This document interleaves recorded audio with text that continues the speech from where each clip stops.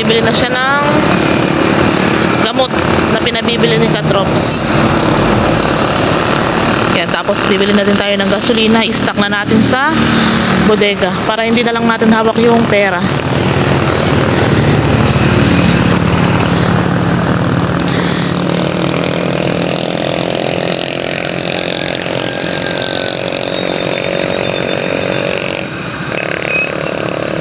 Makulimlim ang panahon. Dala-dala natin yung galon ng paglalagyan ng gasolina. Yan. Ayun na mga kapakner yung nabili. Ilang klase yan? Dalawa? Lagay mo na dyan sa loob ng basket.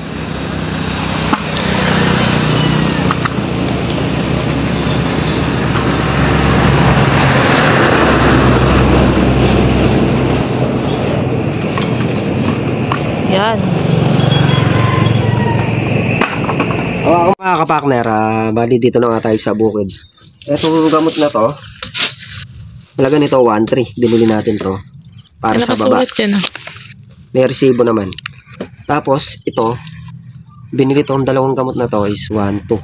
Itong gamot na to gagamitin to sa taas sa pagpapabunga ng kalamansi. Ito yung gamot na kasama siyang i-spray dito. Hindi lang natin papakita yung level. No level. No level. Bibihira lang yung gumagamit nito sa kalamansi. Tapos itong gas nga. Yan, bumili tayo ng gas. Ano yan? Ito, alkaline. Hindi. Ay, tinanggal mo yung no level. Pati yung gas tinanggal mo. Ito, para to sa kalamansi. Magkabila naman to kasi gagamitin naman to sa power spray. Binili natin 500 pesos. Kaya ang naging halaga ng dala natin na to is 3K. May natitira pang 2K sa atin. Yun naman ang hinihintay natin, yung kalamansi. Ang babayad natin sa kalamansi. O yung 5K. Diba? Malaking bagay mga kapakner yung 5K na binigay natin sa balag. Magagamit dito sa kalamansi. Yan, sir, eto na, pinili ko na. Para di na namin hawak yung pera. Abangan nyo mga kapakner, papabunga na kami. Ito na yung pinakahihintay ng lahat. Papabungahin na yung ating alagang kalamansi. Yan mga kapakner, at dumaan nga lang tayo dito para ihatid yung gamot. Mali na pagkasunduan ng lahat na day off muna kami ngayong linggo. Hindi naman nag-aapura tong balag na to eh. Tsaka konti na lang yung ating tabasin. Doon na lang sa may taas. Kahapon natapos namin yan. Hindi lang tayo nakapag-video. Gawa ng alanganin na rin.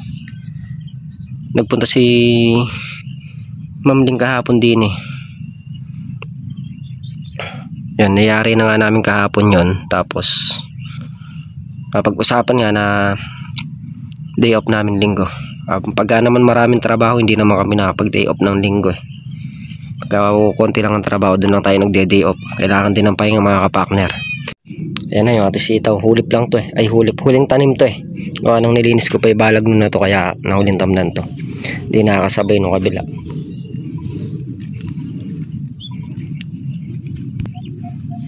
Tapos yan naman. Yan, maganda na rin. Ito yung mga nakakuluban ng balag nung nakaraan nun. Dati kasi malaki space nito, kaya tinamnan namin nag-abot. Nakulub siya ng balag, kaya manipis siya. Hindi na tayo gagawin doon sa dulo ng gawa ng maputik. Ilang days pa mga kapakner, makakaano tayo dito. Halos ngayon, 45 days. Yung Bulacan naman kasi, tamang sinasabi nila 45 days namumunga, pero hindi mo naman kagad makukuha ng 45 days yung Bulacan. Yung mga berdana sa 45 days makakapitas ka na, pero sa Bulacan hanggang yan 50 days or 60 days bago ka makaani. Subok na namin yan nung nandito sa kabila. Nakapagtanim kami yan ng 1 kilong Bulacan, tapos may kasamang 2 kilong Sanmig. Pumitas kami yan halos 2 buwan, 60 days nga. Tapos yung bunga niya hindi ganun ka dami. Sa una hanggang 5 pitas, hindi ganun karami, or 4 na pitas. Pagka nangangalahati na, naglugas yung dahon, yun, biglang liberada yung bunga. Yan ang ano ng Bulacan. Tsaka mahabang pitasan. Kaya yan yung ating tinanim na sitaw. Tapos ayun na mga kapakner. Ayan yung mga pinagtitrim namin na kalamansi nun. Ayan, may mga supling na. Kahagisan ng patabayan pagka napaararo. Lalo maglalabasan yung supling niya. Nahabol sa kabila yan. Pagkaka-open na yan, biglang bulas niyan. Ayan o, dami ng supling. Lalo pag nahagisan pa ng patabat na araro.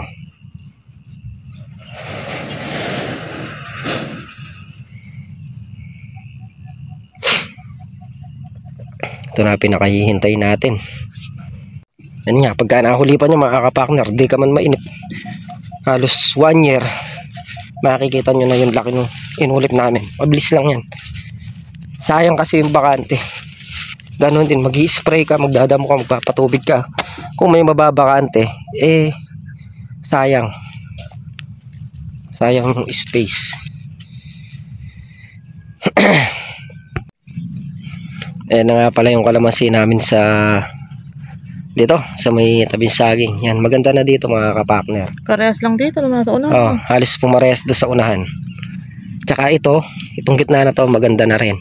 Ang medyo iwan lang talaga, talaga yung 4 na dayos or 5 dayos na nando sa taas. Pero pag ganon, pagpapunta doon, maganda na. Nakita naman ni Ma'am Ling kahapon, talagang malalaki na. Maliit lang tinitingnan sa video, madaya yung video. Pero sa personal mo makikita malalaki na yung kalamansi. Gagamit na nga kami balangat nila pagka pumitas. Sungkit.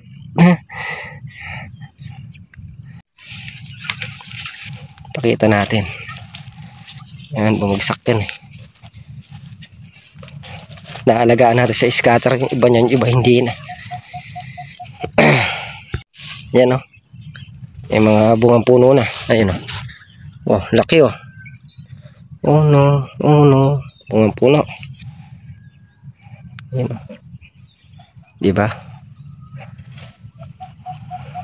Kasi mo yun, sayang. Alin? Tatanda sa ano? Bukas na. May pang ulam-ulam na. Yan. Tampilato.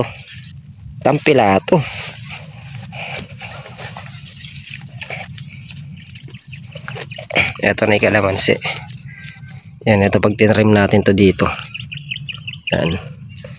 Malaki na yan, pero huwag kang manghihinayang. Sabi nga, putulin mo kahit na malaki pa yan. Kahit na maging punggok pa yan. Laki na kalamansi ng bunga. Kasi pag hindi mo pinutol yan, tataas lang na tataas yan. Maganda yung bumilog. Pinabibilog namin. Wow! Daming bunga. Oh, Bulaklak. as bulaklak. Wow! Bawi! Yan yung may upo pa, siningit na namin. Yan yung technique para magdire-diretso yung harvest. Yan yung sinasabi kong may palaos na, papatay na yung gulay mo, may pasunod naman. O diba, maihinto lang kami siguro mga 1 week or 2 weeks. May harvestin na naman tayo. Pero malapit na yan, hindi abutin ng 2 weeks yan. May harvestin na naman tayo yan.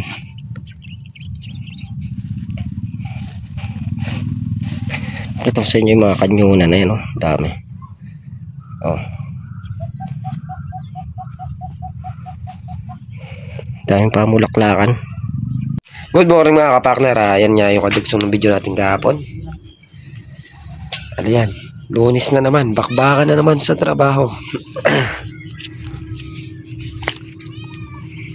Tatas tayo ng balag. Yan mga kapakner, at start na sa pagbabaklas ng mga buho.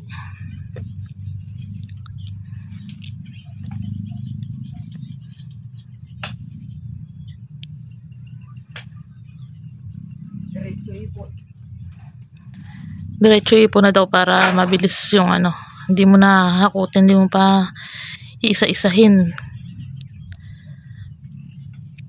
Papabilis yung trabaho.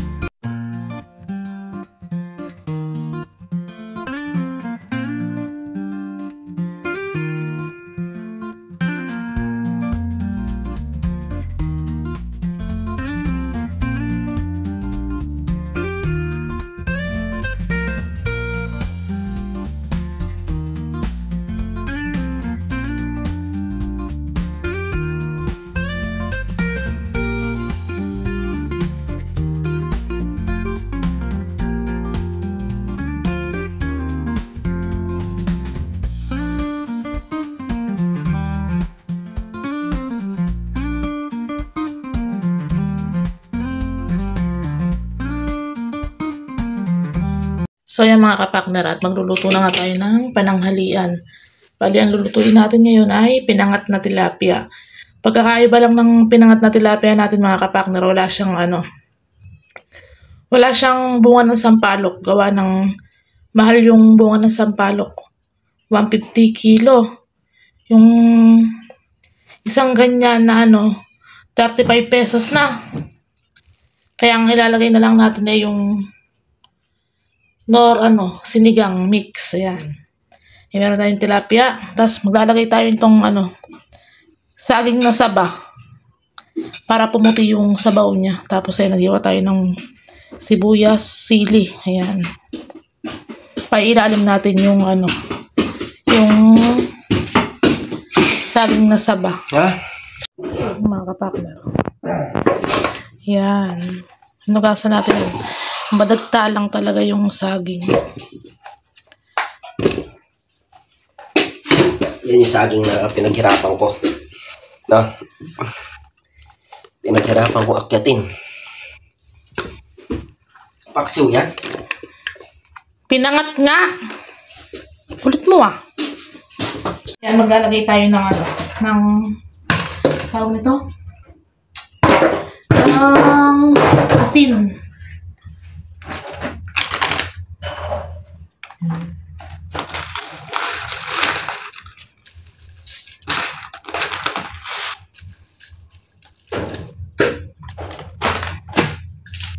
Ito natin. Papailalim na natin yung ating sinigang mix. Para-paraan ng pagluluto.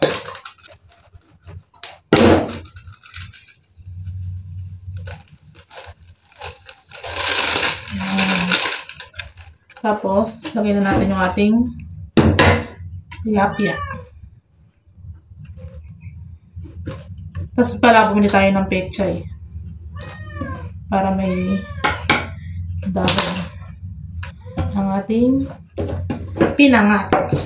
Yan mga kapakner, at nasalang na nga natin yung ating nilulutong tilapia. Takpan lang natin, tapos mamaya pagka kumukulo na, lalagyan na natin yung pechay. Tapos lalagyan natin ng konting mantika. Ayan. Konting pakulo lang. Mga kapakners. So yung mga kapakner, at nalagay na nga natin yung ating pechay. Ayan. Tayo lang natin maluto yung pechay. Tapos okay na yan. Pwede na yan. Goods na yan. Ayan. Sarap ng sabaw.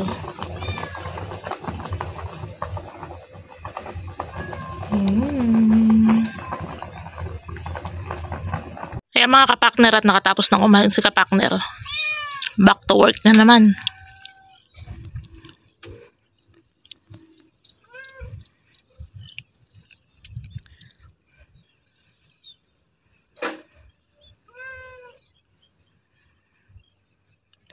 Yan, may bagyo na naman daw napapasok. Sabi ni Mang Carlo, 2 bagyo ang papasok.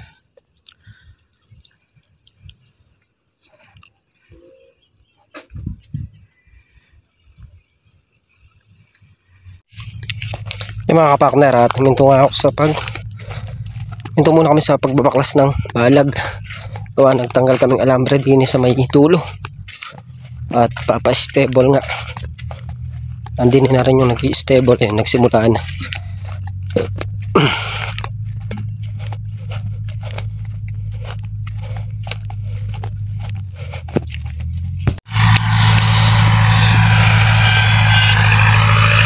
Nalinis na naman tong gawin na to. Ito yung babalagan namin na Maluwang po pala to. sitaw. Ha? Maluwang po pala. Malaki nga. Kalapad din sa kabila na. Malapad to. Kaya natin 30. Maluwang po. 30 dayos. Babalagan namin ng ano to, sitaw. Ito namin lilipat yung kabilang balag. Ayan o.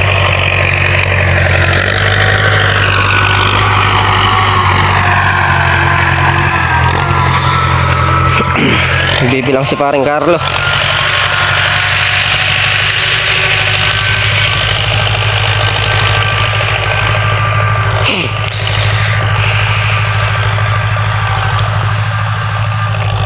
Kung ilang tudling yung papasok. Yan, pati yung mga kapakner i-spray nyan. Yung gilid na yan para luminis.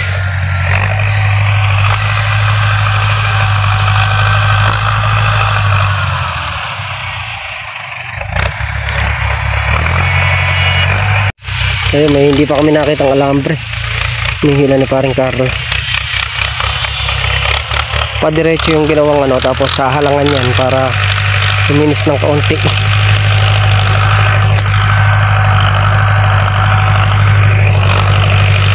Sa mga susunod na araw, papakalabaw naman yan. Papatudling.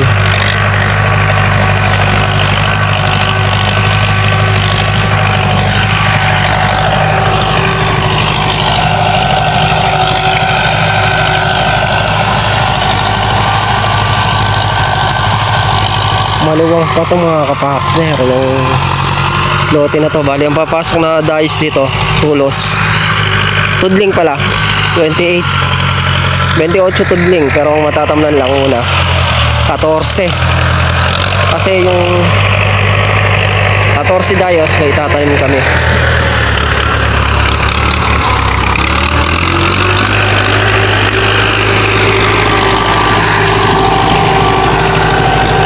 Una lang tanim yung sitaw, tapos pagka mga bandang October tsaka namin ibibira yung ano, try natin yung ano, yung magta-try kami uli ng ampalaya kung kaya, yung kakayanin namin.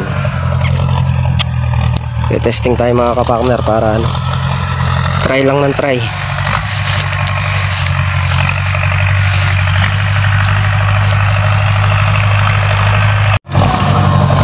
Iyan o, dinodoble na. Medyo maganda-ganda yung pagka-stable nito. Gawa nung medyo tuyo yung lupa, hindi katulad nung dito noon. Tagulang kasi nung pinaan natin to, kaya madamo yung naging yari. Pero ito maganda-ganda. Kaluwang pa.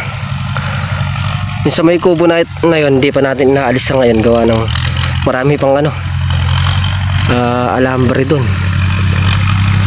Yun na lang. Na? Yun na lang. Yung kubo na yan.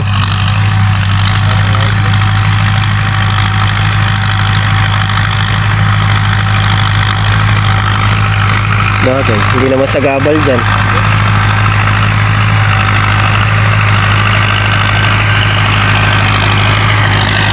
si kuya. Oh, bilis. Oh, parang tatao ba? Kalaki ng gulong.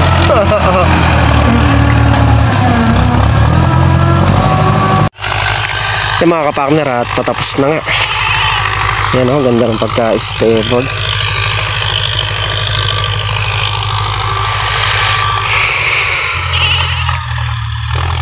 Pinigiliran na lang.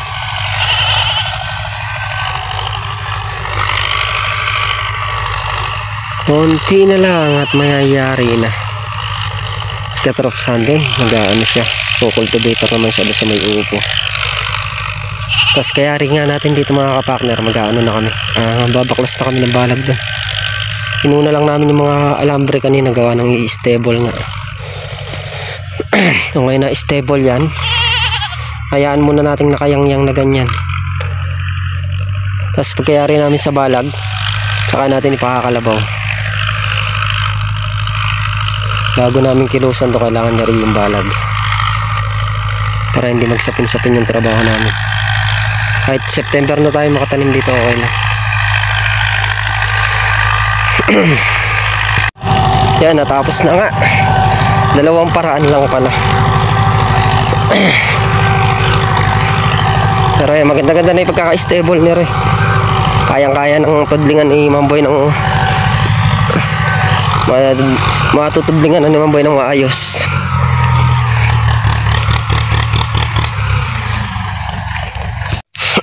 Yan mga kapartner, at tapos na nga. Bali, yung binayaran natin is 2.5. 2.5 yung ating binayaran. Stable pa lang yun. Para maging malinis talaga to, kung gusto talaga, isang paraan pa sana. Kumbaga iyayang-yang muna, tapos pagka umaraw, kung gusto talaga namin maayos na maayos, eh isang pasukan pa. Kaya lang para sa amin eh okay na to mga kapartner. Yung isang paraan pa na yon, papaano lang natin sa kalabaw. Papakalabaw na lang natin. Ayan mga kapartner, at tapos na nga yung nag-i-stable doon sa dulo. Ngayon ayan, back to tanggal ng balag na sila. Tapos si Katropsan doon sa may upuhan nag-ano siya, nag-rotovator. Ayan.